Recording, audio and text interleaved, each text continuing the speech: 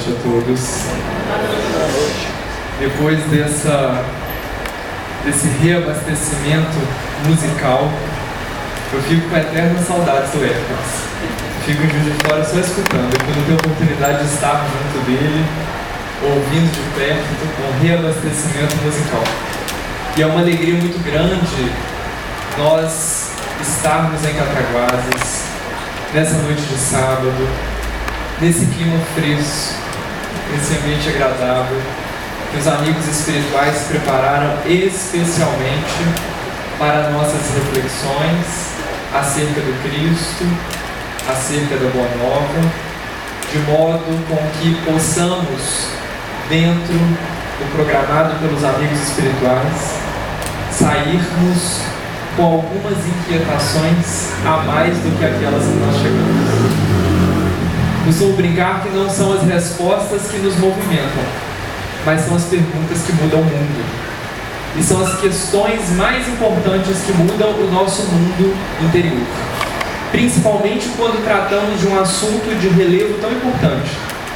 Um assunto de fundamental importância para os nossos momentos íntimos atuais e para os nossos momentos externos atuais.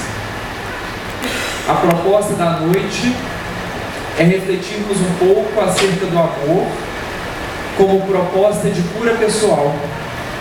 E em sendo uma proposta de cura pessoal, uma proposta de modificação íntima para externalização da força mais sublime do universo.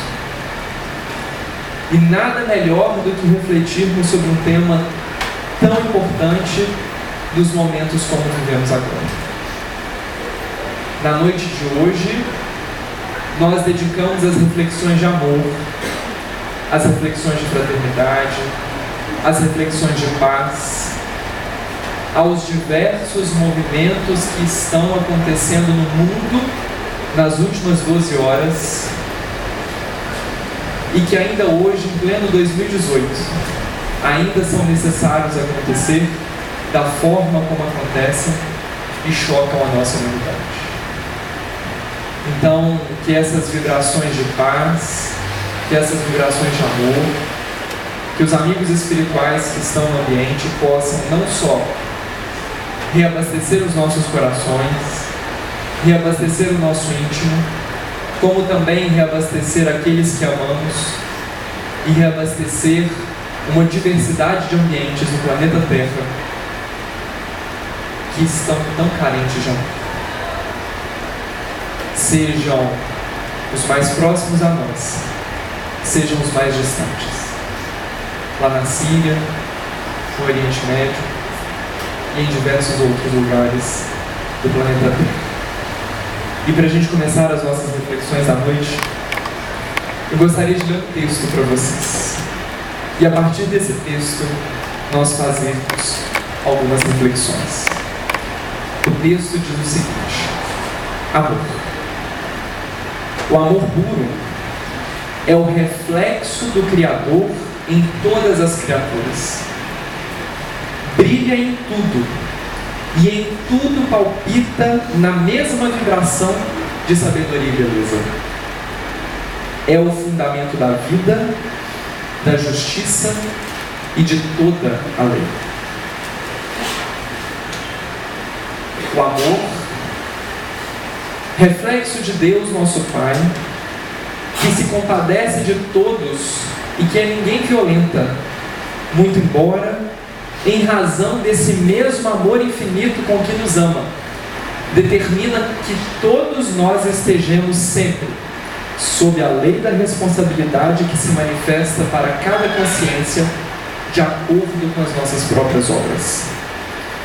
E amando-nos, permite Deus caminharmos sem prazo o caminho de ascensão para Ele mesmo, concedendo-nos, quando impensadamente nos consagramos ao mal, a própria eternidade para reconciliar-nos ao bem, que é sempre uma regra imutável.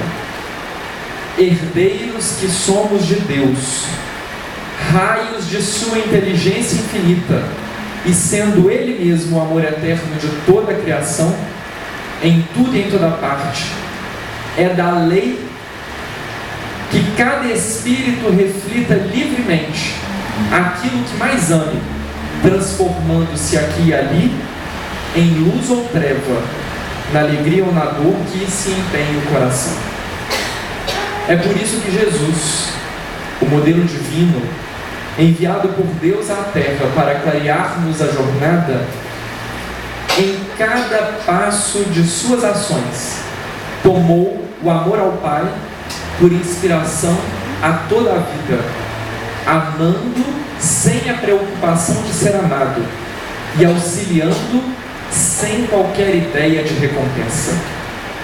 Desce às esferas dos homens como amor, humilhando-se por amor, ajudando e sofrendo por amor. Passa no mundo sem ser do mundo, de sentimento erguido ao Pai maior, refletindo a bondade de Deus, sábia e misericordiosamente.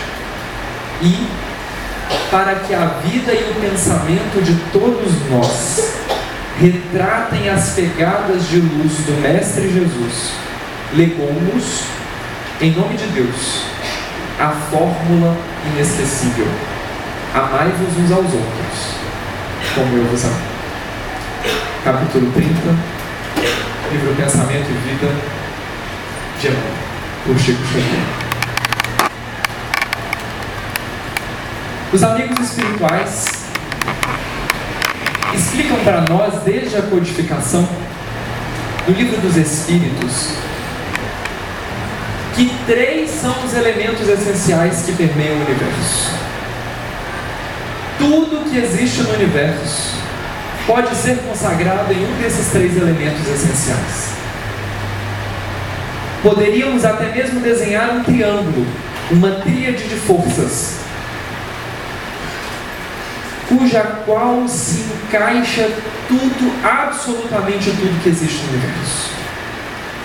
No topo dessa pirâmide, a causa primeira de todas as coisas, a inteligência suprema do universo, que é o Criador, que é Deus. A partir dele, como causa primeira, temos as suas 2 outras criações, o Espírito e a matéria. Espíritos que somos, criados por Deus, somos o princípio inteligente do universo, o potencial intelectivo, a força pensante que modifica tudo aquilo que não é Espírito e tudo aquilo que não é Deus, sendo a matéria outra criação de Deus, o ambiente em que o Espírito manifesta e acondiciona todos os seus desejos. Mas desde o momento da criação, em que esses 3 elementos podem circundar tudo, absolutamente tudo que existe no universo, este Espírito que somos nós, já somos criados com algumas características muito elementares. Ensinam-nos os amigos espirituais que o Espírito, quando criado, ele é criado simples e ignorante. Mas justamente pelo amor de Deus, pelo amor do Criador, esse Espírito ele está imerso em um oceano de leis naturais, de infinito amor e infinita sabedoria, que direcionam esse Espírito a uma condição de plenitude. Então, muito embora esse Espírito seja criado simples e ignorante, ele está fadado à lei em todo e qualquer momento da sua existência. E é da lei que esse Espírito saia da ignorância e alcance a plenitude, que é no seu reencontro ao Criador. Então nós temos no processo de aprimoramento do Espírito um movimento muito interessante e muito particular. quem é das exatas, quem consegue visualizar imagens mais concretas, vai entender com mais firmeza o que eu vou mostrar nas palavras, mas eu vou tentar fazer com que todos entendam. Todos conhecem uma parábola? Não as parábolas que o Cristo contava, mas uma parábola de movimento parabólico. Quem não sabe o que é uma parábola, imagina uma antena parabólica. Uma antena parabólica, eu acredito que a grande maioria aqui provavelmente deva conhecer. A parábola, ela tem o seguinte desenho: existe uma reta em pé e existe uma reta deitada. Uma reta na horizontal e uma reta na vertical. A parábola, ela tangencia essa reta vertical até encostar na reta horizontal e volta o seu movimento lá no topo. Então ela sai de um ponto mais elevado, ela desce com um semicírculo, chega no seu ponto mais em depressão, mais lá embaixo, onde ela toca, onde ela tangencia a reta horizontal, e depois ela volta o seu movimento na direção superior. Esse é o movimento do Espírito.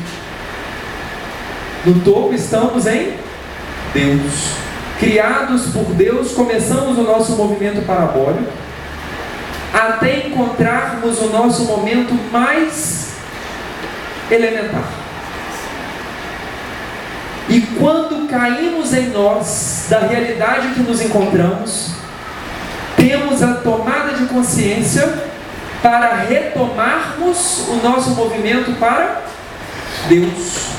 Só que agora em um ponto diferente, porque saímos de Deus com uma condição de ignorância, perpassamos todo esse processo para voltarmos em Deus na plenitude da consciência. Nós podemos encontrar a parábola muito bem escrita, muito bem representada em muitas parábolas do Cristo. Não é à toa que o Cristo contava parábolas. É justamente para mostrar o nosso movimento parabólico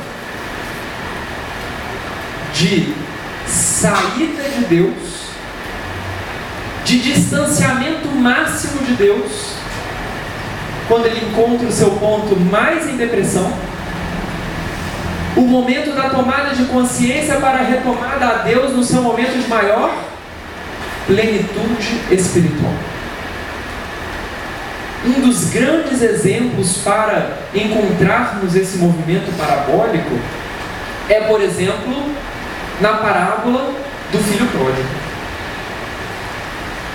Ele sai da casa do pai, ele toma a sua herança, ele se afasta o máximo que pode da casa do pai.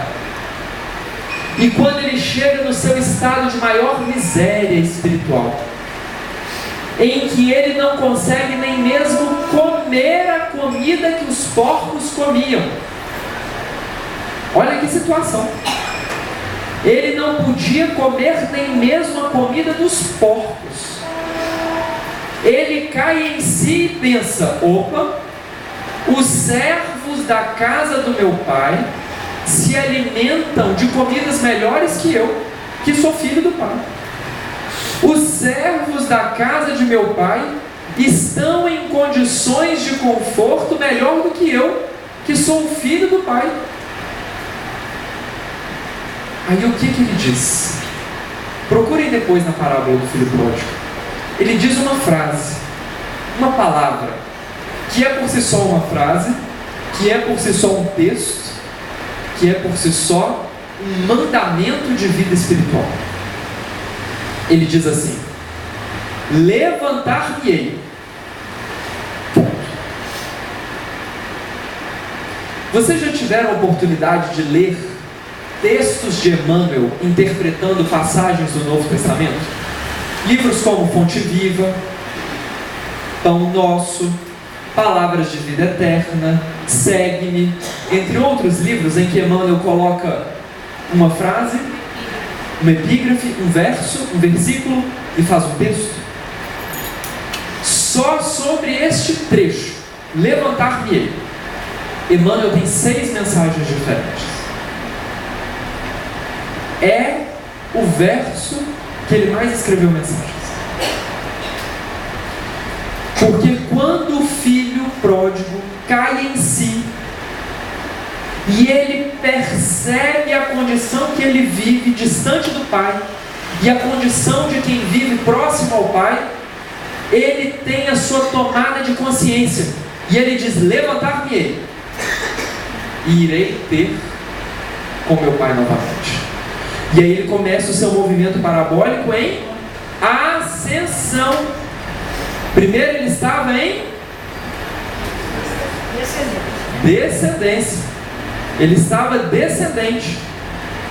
Quando ele toca o ponto mais distante do pai, ele cai em si pelo sofrimento que ele passava, pela dor que ele passava, pela situação que ele vivia, e ele começa agora o seu movimento ascendente. Mas ele volta no mesmo ponto que ele sai? Não, porque a distância do ponto que ele sai ao ponto que ele volta é a bagagem espiritual que ele adquire no movimento de plenitude do Espírito, do momento que ele sai ao momento que ele volta. Quem é pai e mãe aqui no salão? Levanta a mão. Deixa eu ver. Nossa, muita gente. Agora, mais especificamente, quem é pai e mãe e já teve filho que saiu de casa? Levanta a mão.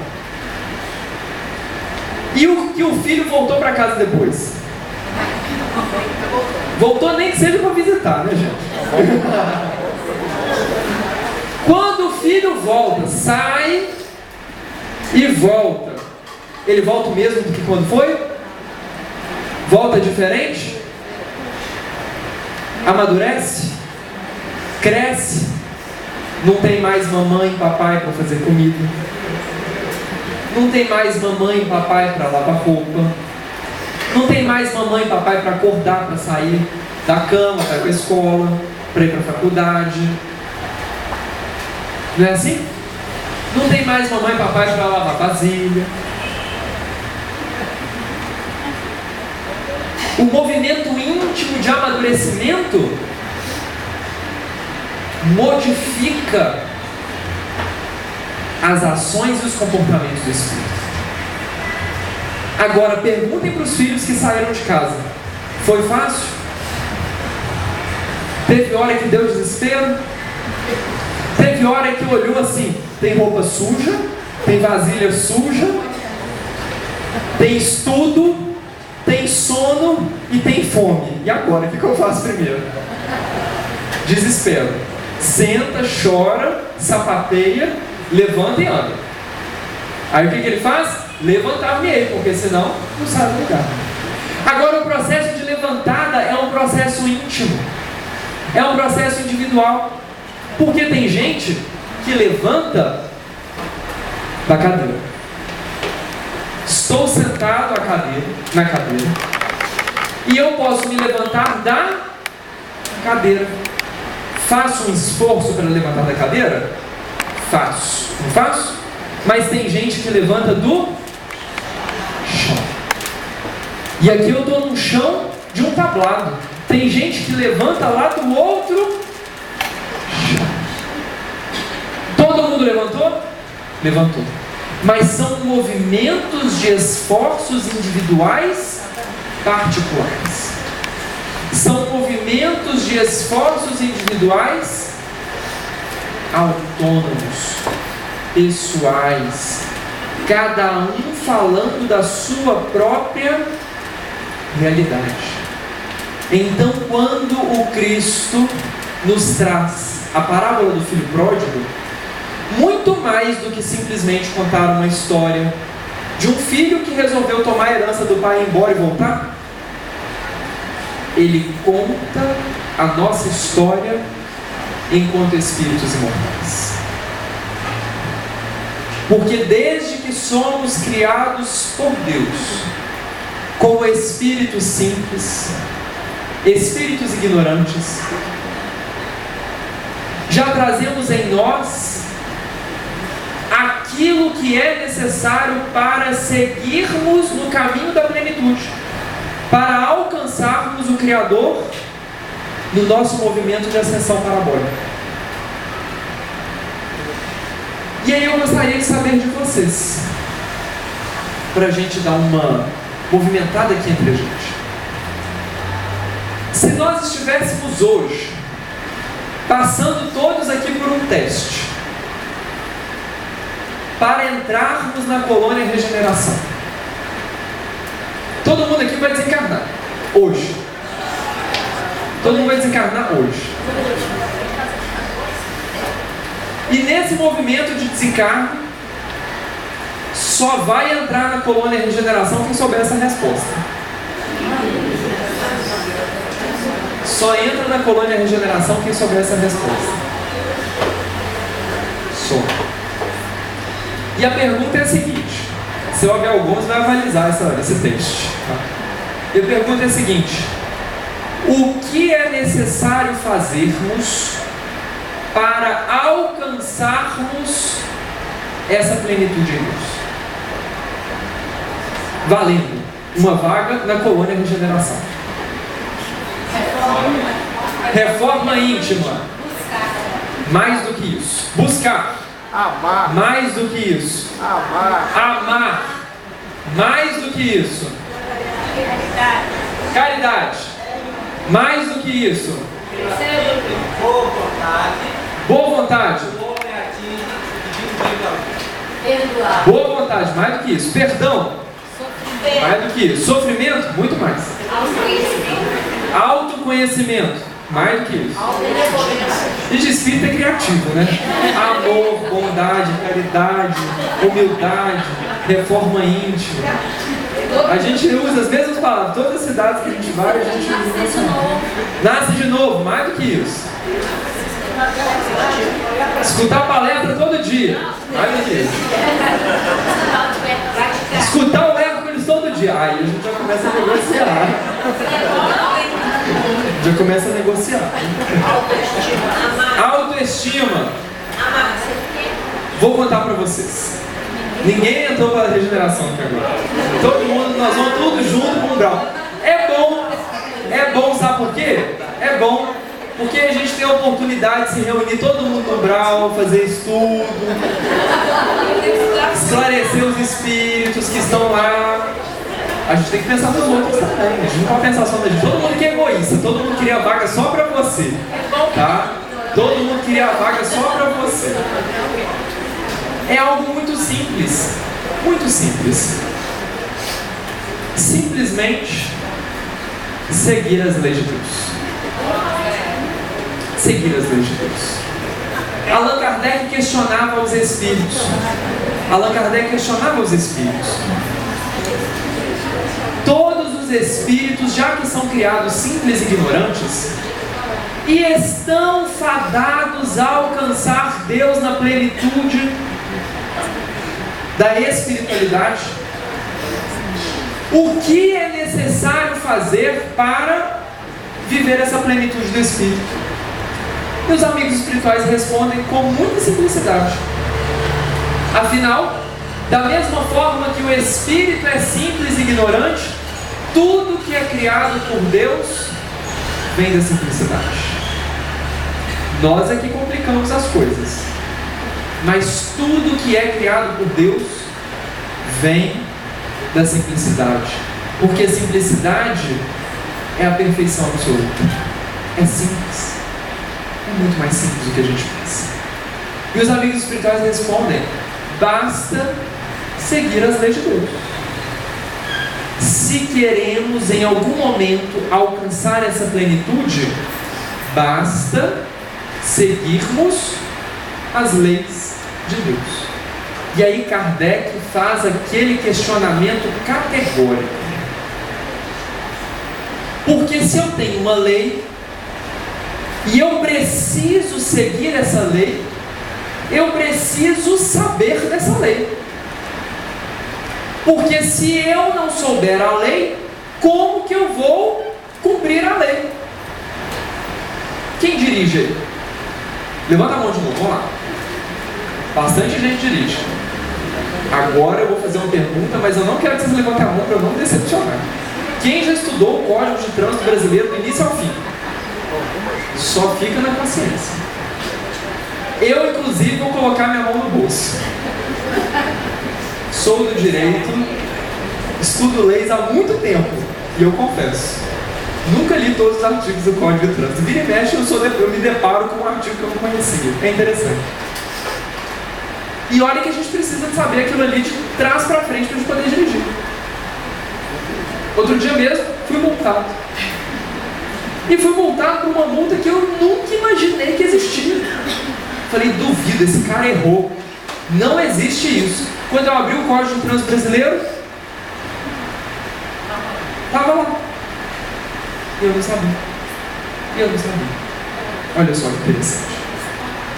E aí Kardec, partindo desse princípio, se é uma lei, e eu preciso seguir esta lei, eu preciso saber dessa lei. Mas para eu saber dessa lei, eu tenho que saber onde que ela está. Onde está escrita a lei de Deus? Qual que é a resposta? Graças a Deus você sabe. Graças a Deus você sabe. Onde está escrita a lei de Deus? Na consciência. Sabe por que está na consciência? Que é para a gente não ter desculpa que não sabia onde é que estava. Todos nós trazemos a lei de Deus em nós. E ela nos vem em cada ato da existência, ainda que como um sopro de inspiração do alto. Quando a gente vai fazer algo que intimamente nos vem uma mensagem: opa, não sei se está muito certo não. Não sei se está muito certo não. Opa, isso que você está fazendo aí é só por capricho pessoal. Será que vai ajudar, beneficiar? Será que vai atrapalhar, prejudicar a vida de alguém? Opa, de vez em quando nos vem. Só que às vezes a gente para escutar e refletir. Será que eu estou certo? Será que eu estou errado? Quem de vez em quando fica assim? Será que eu estou certo? Será que eu estou errado? Será que eu estou caminhando pelo lado certo? Será que eu estou caminhando pelo lado errado? Agora tem vezes que a gente está tão forte no nosso propósito personalíssimo, egoístico, mesquinho, que a gente simplesmente passa por cima. Eu vou fazer porque eu vou fazer. Ah, mas será que está certo? Não interessa. Eu vou fazer. Estufa o peito, empina o nariz e vamos embora. Vou falar. Eles que se virem para lá. Então na nossa consciência já vem escrita a lei de Deus. Mas Deus também nos entrega um outro ativo muito valioso para a nossa existência. E esse ativo se chama livre-arbítrio. Eu tive a honra de nascer na doutrina espírita. Estou na doutrina espírita desde a evangelização. E eu escutava as tias de evangelização dizendo: tem livre-arbítrio, meu filho, cuidado do livre-arbítrio, use o livre-arbítrio com responsabilidade, aquele negócio todo. Eu ficava assim: meu Deus, que raios de livre-arbítrio é esse?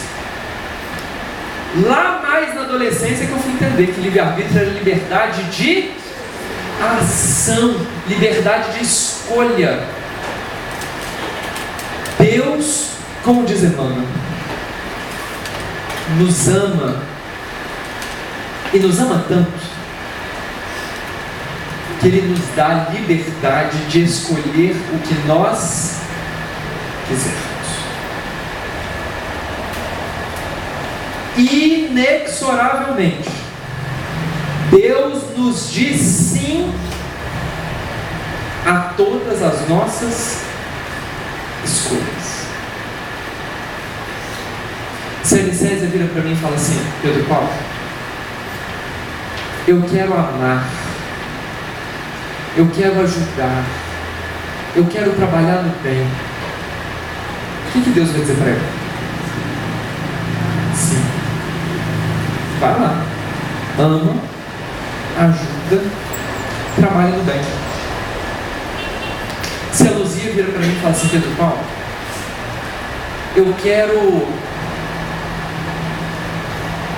fazer um trabalho inovador que vai revolucionar a ciência para ajudar a humanidade. O que será que eu posso? Posso fazer isso? O que Deus vai dizer para ela? Sim. Vai lá e ajuda, constrói, modifica. Mas se eu, Pedro Paulo, viro para Deus e digo assim: Deus, eu estou cansado, não aguento mais fulano. Eu e fulano não podemos mais coexistir. Eu quero matar fulano. O que Deus vai dizer para mim? Sim. Você é livre. Livre. Mas, sempre que vem um mas, cuidado. Cuidado. Você é livre para fazer o que você quiser, mas, vê se vocês conhecem essa frase: tu te tornas eternamente responsável por aquilo que cativa. Você é livre. Faça o que você quiser, mas arque com as consequências. Arque com as consequências. Tudo me é lícito, mas nem tudo me convém. Isso é tão interessante. Isso é tão interessante que isso é uma ação inerente à lei, e não só a lei de Deus, mas também a lei dos homens. Vou usar esse mesmo ato. No Brasil, pode matar? Pela lei brasileira, pode matar?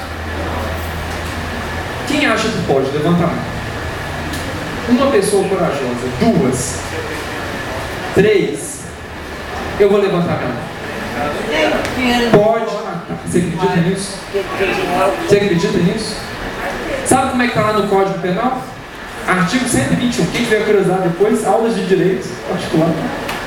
Quem tiver curiosidade, procura lá. Artigo 121 do Código Penal. Matar alguém, 2 pontos, pena X a X anos, 6 a 12 anos. Lá não está escrito é proibido matar. Não está escrito isso não. Está escrito o seguinte: se matar, vai ter uma responsabilidade, vai ter uma consequência. Na lei de Deus está lá proibido matar? O que Deus fala pra gente? Não matar. Sim, nós somos livres. Mas o que Ele diz? Que se atentarmos contra os mandamentos da lei, seremos eternamente responsáveis por aquilo que nós cativamos. Agora, muito cuidado. Muito cuidado. Isso não são palavras de incentivo à criminalidade. Não são palavras de incentivo. São reflexões em torno da lei de Deus. Reflexões em torno de ação e reação. Causa e consequência. causa e consequência.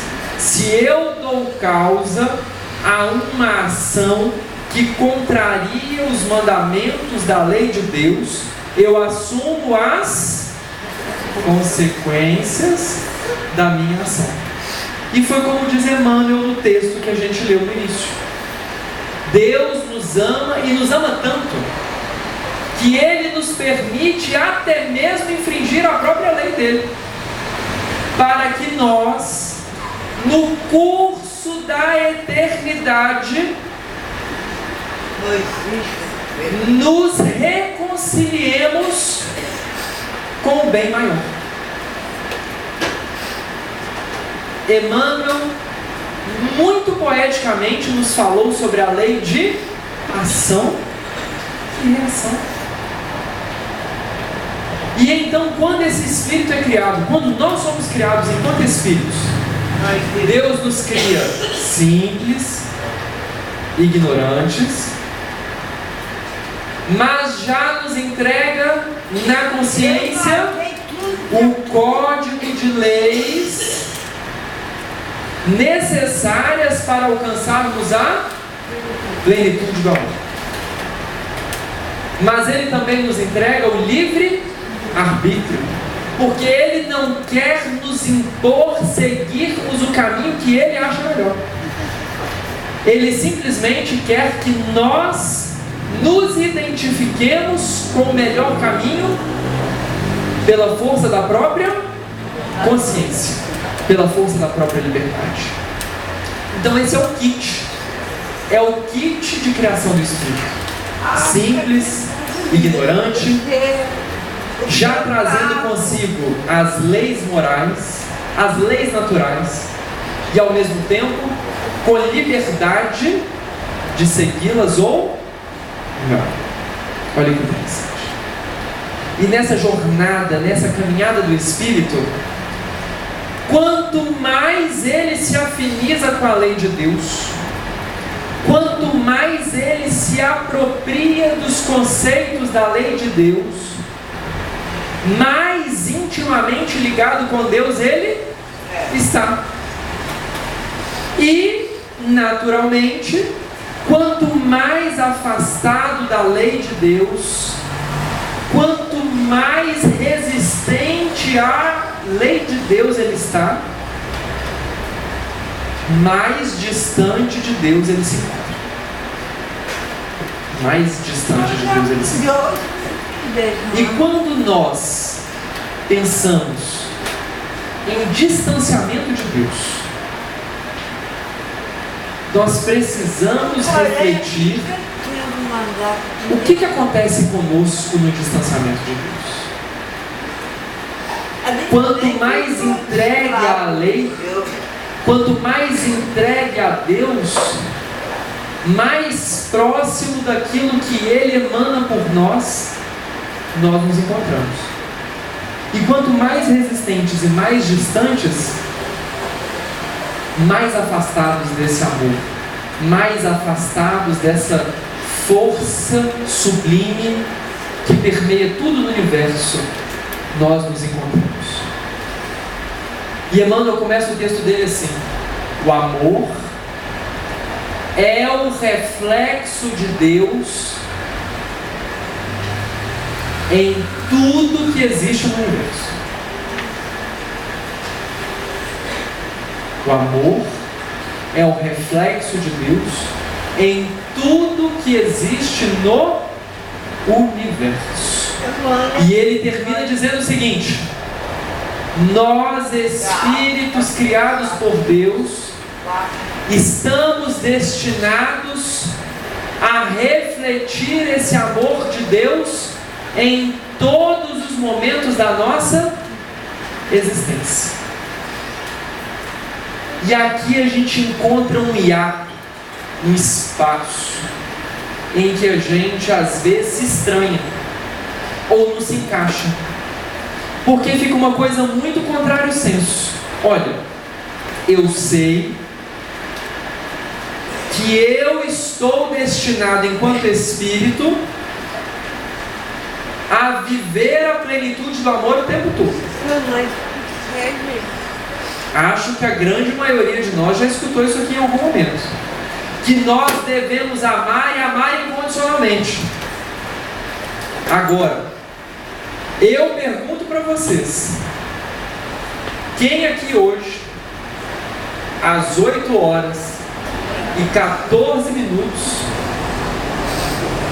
vive em plenitude o amor incondicional? E a gente vive aquele questionamento: eu preciso, muitas vezes eu quero, algumas outras vezes eu me esforço, ainda outras menos vezes eu faço um pouco para alcançar, mas na maior parte das vezes eu saio simplesmente frustrado, decepcionado, porque o bem que eu quero eu não faço, mas o mal que eu não quero, esse sim faço. Já escutaram essa pergunta? Quem que pergunta isso? Paulo de Tarso. Paulo de Tarso. Por que o bem que eu quero eu não faço?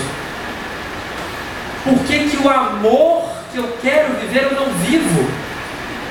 Mas o mal que eu quero dissipar em mim, a treva que eu quero iluminar em mim, essa sim eu vivo. Por quê? O que acontece? O que acontece? E os amigos espirituais nos mostram o seguinte: pouco importa o que você foi ou o que você deixou de ser. Não me interessa se você foi um bandido sanguinário. Não me interessa se você foi um estuprador, se você foi um homicida, se você foi um estelionatário. Não me interessa a sua história. Mas o que me interessa é o que você vai fazer de agora para frente. E sabe o que nos prova isso? Algo outro muito simples. Quando nós reencarnamos, salvo algumas raras exceções, nós nos lembramos do que nós fomos no passado? Olha para o lado. Olha o colega que está aí do lado. Pode olhar, tem vergonha não. Pode olhar, olha para o lado. Olha no olho de quem está aí do seu lado. Às vezes é casal, familiar, mas eu acredito que a grande maioria aqui dentro se conhece. Sem Juiz de Fora a gente acaba conhecendo muita gente, e Cataguases a gente deve conhecer muito mais gente. Olha nos olhos das pessoas que estão em volta de você. Quem será foi essa pessoa? Mas olha assim, sem julgar, apenas pensar. Será que a gente sabe precisamente quem foi essa pessoa? Agora, muito mais do que olhar para o outro é muito mais fácil, né? Olhe para dentro de você. Tem uma música da Marielza Tiscaut. Eu não vou me arriscar a cantar não, tá? Mas ela diz assim: olhe para dentro de você, descubra o brilho no olhar. Olhe para dentro de você. Quem foi você no passado? Pelos meus comportamentos de hoje, pelas minhas ações de agora, eu posso ter uma ideia, eu posso ter uma noção de quem foi Pedro Paulo Leles no passado. Tem horas que eu me aproximo de alguém e eu já tenho condições de olhar nos olhos dela com um olhar de docilidade. Eu abraço, eu aconchego, eu sei que eu já faço isso. Eu sei que eu já consigo fazer isso.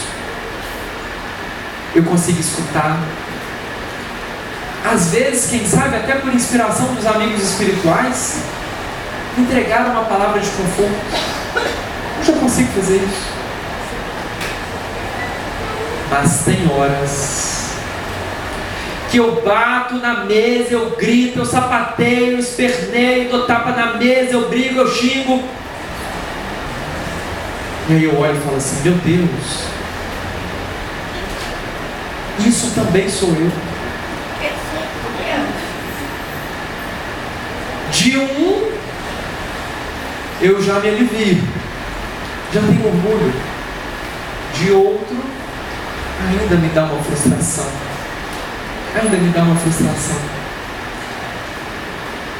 Porque a gente precisa se olhar, mas com olhar de renovação, olhar de reconstrução, de ressignificação, para fazer hoje melhor do que ontem e amanhã muito melhor do que o que eu fiz hoje. Qual é o sentido da vida? É renovar-se no dia a dia das nossas experiências, no dia a dia das nossas vicissitudes. E nesse processo, lapidando-nos como diamantes brutos que somos, nos tornando cada vez mais lustrosos, cada vez mais reluzentes, dignos de, assim como nos diz Emmanuel, refletirmos a luz de Deus em cada parte que estejamos. Mas nós continuamos com o questionamento: como que eu faço para viver a plenitude desse amor? E a história do cristianismo primitivo nos traz um relato que é um dos maiores exemplos de ressignificação de posturas. A mulher saía da cidade de Magdala, atravessando o lago de Genezaré, numa noite fria, daquelas que só se encontravam na Palestina antiga. Ela atravessava aquele lago como se louca estivesse, e chegando na cidade de Cafarnaum, direcionou-se vocacionada para a porta da casa de um pescador, Pedro, Simão Pedro, porque lá dentro estava o Nazareno, sentado na sala, reunido com pescadores para falar de Deus e falar de um reino que não era deste mundo. Aquela mulher atônita, que buscava entender o que era amar, porque muito antes na sua existência ela houvera buscado o que é o amor naqueles os quais lhe pagavam noites de núpcias para que ela se entregasse no corpo, querendo entregar-se em espírito para compreender aquilo que era amor. Ela olha o homem, aquele Nazareno, dentro da casa de Pedro, que dizia aos pescadores sobre o amor, e simplesmente estatela o olhar. Jesus, percebendo a presença no ambiente daquela mulher, volta o seu olhar para a porta, olha-lhe nos olhos e diz: Maria, você veio, que alegria tê-la conosco, seja muito bem-vinda. Aquela mulher é tomada de espanto, porque ela não houvera avisado a ninguém que estaria indo ao encontro do Cristo. Mas como será que ele sabia que ela estava ali? E muito mais espantada com a presença e com a fala do Cristo, ela olha-lhe nos olhos e pensa, reflete: que homem era aquele que falava aos mais pobres? Que homem era aquele que falava de forma simples de forma comedida aos pescadores. Ela guarda, ouve toda a fala do Cristo, porque algo lhe dizia intimamente: espere. E o Cristo, quando termina, a chama para uma conversa em particular. Ele a olha nos olhos, e como dizem os amigos espirituais, como dizem os benfeitores maiores, qualquer um pode olhar como ele olhava. Qualquer um pode olhar como Cristo olhava. Mas somente ele olhava como ele olhava. Ele a olha nos olhos, e aquela chama no olhar do Cristo a envolve dos pés à cabeça, e a única reação que ela tem é chorar de emoção. Ele a toca nos ombros, e aquele toque gentil, aquele toque suave, fala-lhe de forma muito especial, porque até então nenhum homem houvera lhe tocado de forma tão respeitosa e tão cuidadosa. Era amor, mas era um amor que ela nunca tinha experimentado. Ele a olha nos olhos e lhe faz uma pergunta: Maria, por um acaso você já viu uma construção em ruínas? Por um acaso vocês já viram uma construção arruinada, caindo? Ruínas de uma construção. Já viu? Pois é. Há momentos em que nós, no nosso processo de plenificação do Espírito, nos sentimos construções arruinadas. A gente se esforça, a gente constrói, a gente coloca tijolo sobre tijolo, pedra sobre pedra, até construir o nosso telhado, mas ele é de vidro. E de repente tudo se arruina. Chora, pode chorar, porque há momentos em que nós nos sentimos construções arruinadas. Mas observa bem, porque mesmo por entre os escombros das ruínas,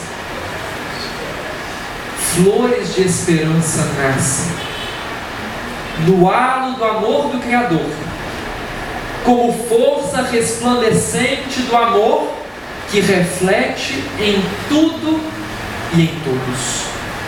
Então, Maria, ame e ame distintamente. Ame os filhos da própria carne, mas muito mais, ame os filhos da carne alheia, porque mais digna é aquela que ama aqueles que não são seus, do que aqueles que lhes são seus. Então ame, e ame incondicionalmente. A partir desse momento, Maria tem o seu processo de tomada de consciência, de retomada em si, para reiniciar a sua jornada no processo ascendente de reencontro com a plenitude de Deus. Levantar-me no livre-arbítrio do processo de escolha, o Espírito escolhe continuar-se deitado, sentado, agachado, arruinado, ou levantar-se. Ela escolhe levantar-se. Começa a caminhar junto ao Cristo, começa a ouvir o Cristo, começa muito mais do que ouvir, começa a vivificar, edificar mais vivências, vivificar. Ela começa a edificar vida, mas uma vida na exemplificação da plenitude do amor. Sempre foi fácil? Não. O próprio Testamento nos diz, mais para frente, houve um momento em que ela se tentou. E da mesma forma como nós que estamos no processo de nos tornarmos melhores, de caminharmos na direção da plenitude, temos uma recaída. Acontece ou não acontece? Acontece com todos. Mas aquela recaída precisa de ser um processo de reforço para ganhar impulso e nos tornarmos mais forte. Errar é da natureza do Espírito, mas permanecer no erro é o quê? Não é burrice. Não é burrice. Não é burrice. Errar é da natureza da ignorância do Espírito, mas permanecer no erro, a partir do momento que ele toma consciência daquilo que é certo, é falta de autoestima. Porque se eu me amo, eu quero o melhor para mim. Eu quero aquilo que me faz mais pleno. E se eu quero aquilo que me faz mais pleno, eu preciso ressignificar os meus comportamentos. Errar é humano, ou errar é da natureza do Espírito. Mas permanecer no erro é falta de autoestima, de querer os melhores. Maria tem uma recaída, e os evangelistas narram que ela vai ao encontro do Cristo enquanto ele estava em um festim na cidade que foi recebido por Simão, o governante, nas bodas de Caná, em que ela se joga aos pés do Cristo e chora, lava os pés do Cristo com suas lágrimas, mas o Cristo a ergue do chão, levanta e olha-lhe nos olhos e diz: mulher, haverá um momento em que eu lhe pedirei a tua vida, mas por ora tu estás livre. Vá e não peques mais. Ou seja, vá e não erre novamente. Porque se eu errar novamente, o que eu estou fazendo? Faltando com a minha estima.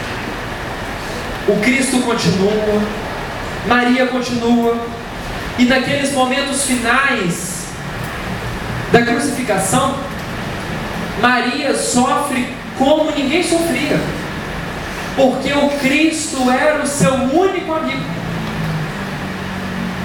Enquanto todos tinham uns aos outros, ela só tinha ao Cristo. Ela chora, ela sofre e promete para si mesma, nos dias que se sequenciaram, que visitaria a tumba, visitaria o local onde o Cristo, o corpo do Cristo houvera sido depositado, diuturnamente, para reviver as nuances do Cristo. Passados 3 dias, ela vai até o local, e quando chega lá, se depara com a pedra rolada para o lado. O corpo do Cristo não estava lá mais. Ela vai correndo, avisa para todos, entra em estado de vigília. Mas quando volta para se questionar o que houvera acontecido, ela percebe a presença de alguém. Ela olha para trás, acredita ser um jardineiro. E se fosse ele, eu perguntaria o que aconteceu. Mas quando ela olha em derredor, ela vê que uma luz, um clarão surgia, mas daquele clarão, 2 olhos. Aquele inconfundível olhar. Qualquer um podia olhar como ele olhava, mas somente ele olhava como ele olhava. Aquela chama no olhar só podia ser o Cristo. Rabon. E ela se joga aos pés do Cristo. Eles conversam, ela volta, anuncia a todos que desacreditam na sua versão. Tomé, que era mais ousado, dizia: eu só acredito vendo. E um tempo passa e o Cristo aparece. Tomé, veja as minhas chagas, toque as minhas chagas. Agora você acredita? E ele acredita, sim, mestre. Eu agora acredito. Pois é, Tomé. Pois eu te digo que é da lei: bem-aventurado aquele que não viu e creu, porque desses é o reino dos céus. Desses é o reino dos céus. Os dias passam, cada um dos emissários do Cristo, cada um dos apóstolos, começam a sua jornada de ramificação da Boa Nova, e Maria fica, porque mulher não cabia na divulgação. Da mesma forma que hoje nós vemos uma cadeira, vemos uma porta, vemos um ventilador, vemos uma lâmpada, vemos uma coisa, a mulher era vista naquele tempo. Ela aguarda na praça, à espera de algo, até que leprosos se aproximam e buscam Jesus. E ela olha e diz: mas vocês não sabem, ele foi crucificado, uma atrocidade. Os leprosos que buscavam a cura ficam perdidos, desconsolados, mas ela diz: poxa, eu posso lhes contar algumas histórias de Jesus. Eles se sentam, viram a noite, escutam histórias e mais histórias do Cristo, saem revigorados. Mas como o leproso tinha o seu lugar, e era o Vale dos Leprosos, aquele grupo, aquela turba foi expulsa da cidade, mas Maria foi com eles. Vai ao Vale dos Leprosos e lá passa o resto de sua existência, cuidando dos filhos da carne alheia, como se fossem filhos da própria carne. E em cada ato de vivificação da plenitude do amor, ela só podia lembrar do maior exemplo de vida e reflexo do amor de Deus que passou pela terra. E quem é Ele? O próprio Cristo. Então, se nos pergunta como fazer, eu vos digo: sou o caminho, a verdade e a vida. E ninguém vai à plenitude do amor do Pai senão por Filho. E a gente começa a perceber que sem o Cristo no nosso coração e no nosso dia a dia, como instrumento de vida além da vida, não nos é possível alcançar a plenitude do amor. O Cristo, em sendo a verdade, em sendo o caminho, em sendo vida, é o que nos liberta. E ainda em outra passagem ele nos diz: conhecereis a verdade e a verdade vos libertará. Mas vos libertará de quê? De toda dor, que é a ignorância, do distanciamento e da resistência a Deus nos causa. Porque quanto mais entregues à lei de Deus, mais vivos no amor nós estamos.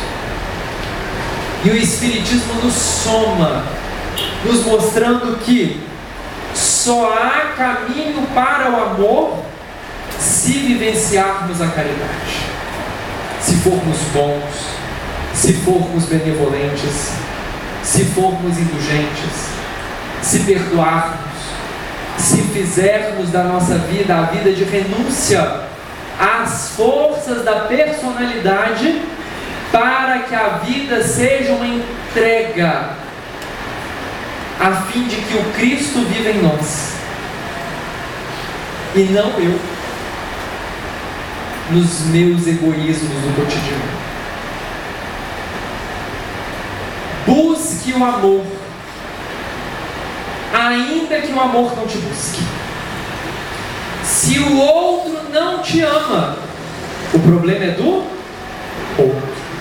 Mas se você não ama, o problema é de quem? O problema é seu.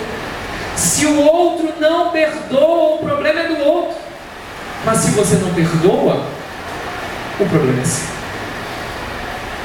Que as nossas mãos sejam mãos que aram, mãos que dão vida, mãos que acolhem, mãos que ajudam, mãos que amam. Porque só no caminho do amor nós conseguiremos, enfim, autocurar-nos, no pleonasmo da expressão, para nos libertarmos em plenitude daquilo que mais nos aflige, que é a ignorância. Estamos absolutamente todos envolvidos no oceano do amor de Deus, e justamente por sermos filhos dele, somos dele herdeiros, e a herança que nos compete é justamente o amor. Ame e ame incondicionalmente. Viva, mas viva na plenitude do amor. E em cada passo da nossa jornada, possamos sempre lembrar como é que o Cristo faria se estivesse no meu lugar. E se o Cristo não fizesse aquilo que você vai fazer, cuidado. Mas se ele fizesse, faça. Seja pleno naquilo que lhe compete, que é pura e simplesmente o amor. Que essas reflexões possam trazer para nós movimentos internos de transformação, movimentos internos de inquietação, movimentos internos de questionamento.